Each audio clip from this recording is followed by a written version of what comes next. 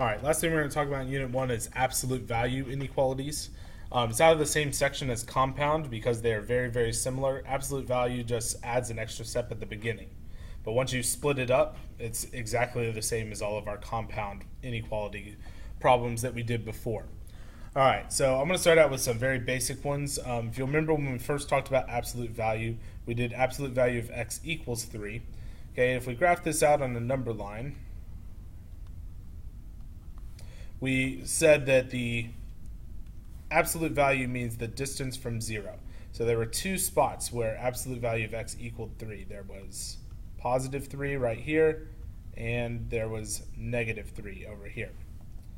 All right, so the inequality works the same way, all right, except you use the words less than or greater than instead of equal to.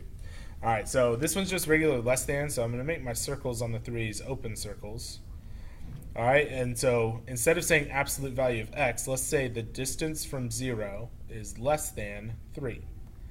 So where do you think the distance from 0 would be less than? Would I go outside the negative 3 like this? Okay, to me that looks like I'm getting farther away from 0, not less than. That distance would be bigger. Okay, same thing if I went to the right of 3. That distance would be bigger. Okay, so the distance where the distance is less than 3 is inside, in between the 3 and the negative 3. So I'm going to shade all of that. Okay, so if we break this up, this looks like a typical AND graph, and it is. Okay, so the way you're going to remember, if the problem starts out as a less than problem, I should say that a little better. When you get the absolute value isolated, it has to be a less than. And if it is, I want you to think less than, all right, with a D on the end. So anytime it starts out as a less than, or once you get the absolute value by itself and it's less than, that's going to translate to an AND compound inequality. Okay, so if we were to solve this out, remember breaking it into two separate equations, we break it into two separate inequalities. One of them is the one you see right in front of your face, x is less than 3. And the other one is x negative 3. Okay, you all remember this. All right, then remember with inequalities, anytime you multiply or divide by a negative, that's pretty much what we just did right here. You have to flip the sign. So every time you create that second equation, make sure to flip the inequality symbol, reverse it to the other way. So x is greater than negative 3. All right, you'll see that's the exact graph. We went greater than negative 3, greater to the right. We went less than positive 3, and means we only shade the overlapping portion, which would be in the middle, not everything. All right, another way to write this would be negative 3 is less than x is less than positive 3. Okay, so similarly, we can do the OR problem over here, the greater than problem. All right, absolute value of x equals 3, so positive 3. Negative 3, we've got an equal to sign this time, so I'll do closed circles. All right, and the distance from 0 is greater than 3.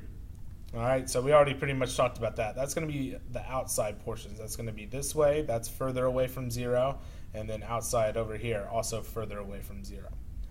Okay, so this looks like a typical OR graph, and it is.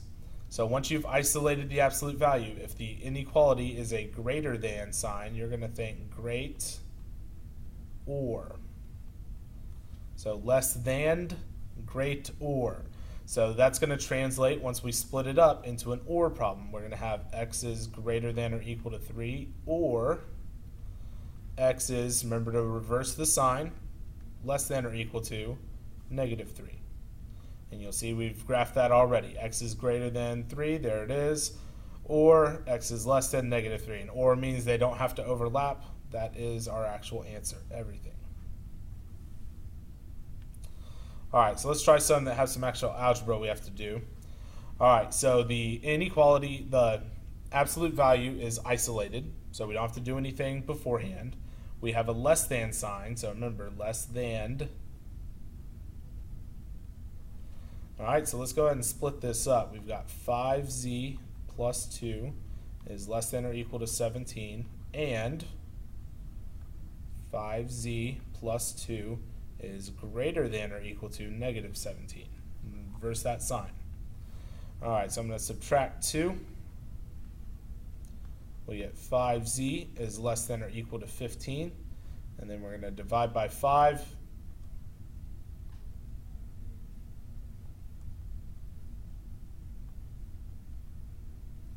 And we get z is less than or equal to 3. And do the same thing over here. So subtract 2. 5z is greater than or equal to negative 19, and divide by 5. All right, 19 is not divisible by 5, so just leave it as a fraction. Greater than or equal to negative 19/5. All right, they wanted us to graph our solution on a number line, so let's make sure we do that. Negative 19/5 will be down here somewhere. 0, 3. All right, we've got equal to signs, so we're going to put closed circle, closed circle. All right, it's an and problem, so it should shade in the middle, but let's just make sure it does by what our inequalities say.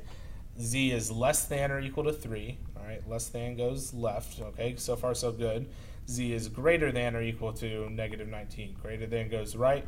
Yeah, they're going to overlap right there in the middle, so we can go ahead and shade the middle. And there's our final answer.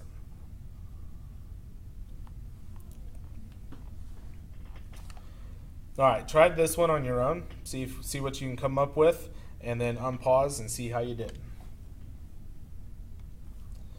All right, so again, there's nothing to isolate. The absolute value is already by itself. Okay, so our next step is to split this up. Also, let's identify it's a greater than sign. So remember that's great or.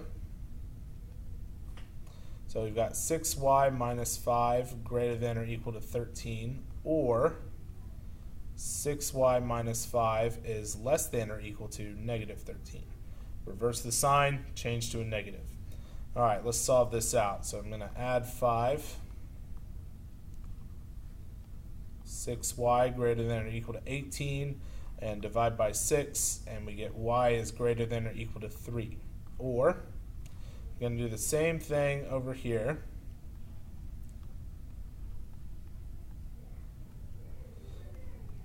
All right, and we get negative 8/6. Not going to be a whole number, but it does reduce. So let's reduce it to negative 4/3. All right, graph our solution on a number line. Now we've got an OR problem this time, so let's make sure it turns out like we expect it to.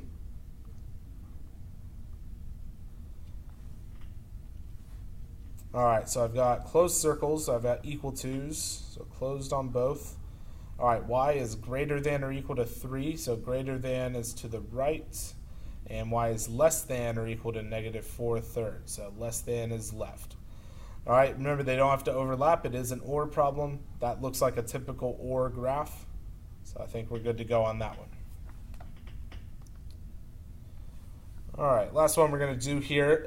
This one has some extra steps. The absolute value is not isolated yet, so we need to do that first. Then we'll identify if it's an and or an or and follow through with the rest from there. All right, so this has a negative out front. You can either put that negative on the top or the bottom. Okay, I'm going to move it to the bottom just because it's going to make our life a little easier. It's going to make us do one less step.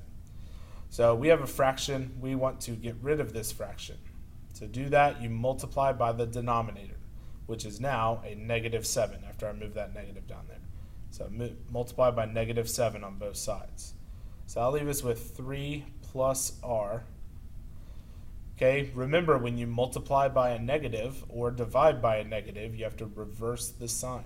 So it's going to be less than or equal to negative 35. Okay, this is why it's important that you wait until you isolate it, because sometimes that inequality gets reversed. Before, right, when we saw the problem, you were thinking, oh, or problem, great or. But now it's actually a less than problem.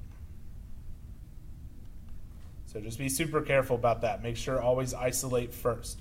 That was our first step when we did equations. It's still our first step when we're doing inequalities. All right, so we get 3 plus r is less than or equal to 35, and 3 plus r is greater than or equal to positive 35. All right, so we're going to subtract 3.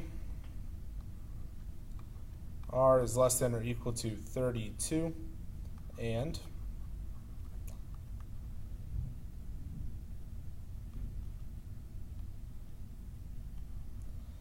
r is greater than or equal to 32.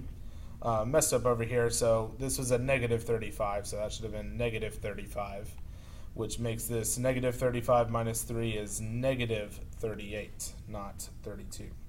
The other one is a positive 35, which makes it a positive 32. All right, so let's go to graph this. All right, I've got negative 38 down here, 0 kind of in the middle, 32 up here.